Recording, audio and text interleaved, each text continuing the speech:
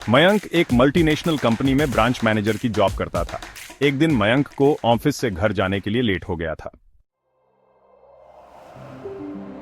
सर्दी की मौसम होने के कारण रात भी जल्दी हो गई थी। ठंड भी शुरू हो चुकी थी। रास्ते में चलते चलते मयंक को अचानक एक आवाज सुनाई दी, रुक जाओ। मयंक वहीं पर ही रुक गया और पीछे मुड़ के देखा, लेकिन पीछे कोई भी नहीं था। फिर से वही आवाज सुनाई दी, सामने देखो। जैसे ही मयंक ने सामने देखा तो उसे जमीन पर कुछ चमकती हुई चीज दिखाई दी। मयंक दौड़ के उस चीज के पास गया और देखा तो ये कोई साधारण चीज नहीं थी, बल्कि एक चमकता हुआ हीरा था। उसने वह हीरा अपने हाथ में लिया। उसकी चमक देखकर मयंक की खुशी का पार ना रहा। लेकिन मयंक को कहां पता था ये कोई साधारण है या नहीं, बल्कि एक मायावी हीरा है। अचानक उस हीरे में से आवाज आई, अगर तुम्हें और हीरे चाहिए तो इस जमीन को खोदो। इस जमीन के नीचे बहुत सारे हीरे हैं। मयंक खुश हो गया। उसने उस हीरे को अपनी जेब में डाला और जमीन खोदना शुरू किया। करीबन 2 फीट खोद काम करने के बाद अचानक मयंक डर के मारे चिल्लाने लगा।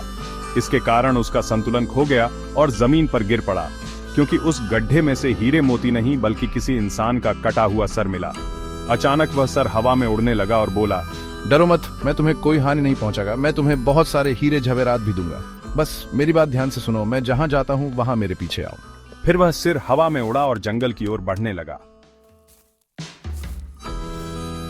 करीबन 1 किलोमीटर चलने के बाद वह सिर रुक गया। मयंक भी रुक गया। फिर उस सिर ने मयंक से कहा, इस जमीन के भीतर बहुत सारे हीरे मोती जवाहरात छुपे हुए हैं। इस जमीन पे खोद काम शुरू करो। आज इस जमीन के भीतर बहुत सारे हीरे मोती जवाहरात छुपे हुए हैं। इस जमीन पे खोद काम शुरू करो। मयंक खुश हो गया और उस जमीन को खोदना शुरू कर दिया। खोदते खोदते उस जमीन के नीचे हीरा मोती तो नहीं मिले, बल्कि उस सिर का कटा हुआ धड़ मिला। अब तुम्हें एक आखिरी काम करना है, उसके बाद मैं तुम्हें मालामाल कर दूंगा। तुम्हें कहीं से भी 1 लोटा खून लाना होगा। 1 लोटा खून? पर मैं 1 लोटा खून कन्हा से लाऊंगा? चलो मेरे साथ।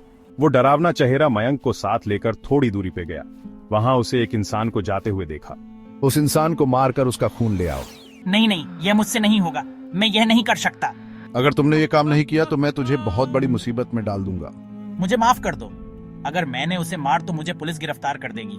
अगर तुम मेरा ये काम नहीं करोगे तो मैं तुम्हारे पूरे परिवार को मौत के गाढ़ उतार दूंगा। मयंक ने मजबूरी में आकर उस आदमी को मार डाला और उसका खून लेकर उस सिर के पास गया। वो सिर खून को देखकर बहुत खुश हुआ और बोला, ये खून मेरे शरीर पे डाल दे। उस सिर के कहने पर मयंक ने खून को उसके शरीर पे डाल दिया। फिर कुछ ही देर में वो कटा हुआ सिर उस शरीर पे जुड़ गया। ये सब देखकर मयंक की हालत अब खराब होने लगी। वो उस भूत को देखकर काफी डर गया। डर के मारे मयंक के मुंह से आवाज भी नहीं निकल रही। मुझे बहुत भूख लगी है, अब मैं तुम्हारा मांस खाऊंगा। जैसे ही उस भूत ने मांस खाने के लिए आगे बढ़ा कि तुरंत ही उसका सिर धड़ से अलग हो गया। मयंक समझ नहीं पाया कि आखिर यह चमत्कार हुआ कैसे। जब मयंक ने पीछे मुड़कर देखा तो एक अघोरी बाबा खड़े थे। टाइटल। आगे की कहानी जानने के लिए चैनल को सब्सक्राइब करें, कमेंट में यस टाइप करें।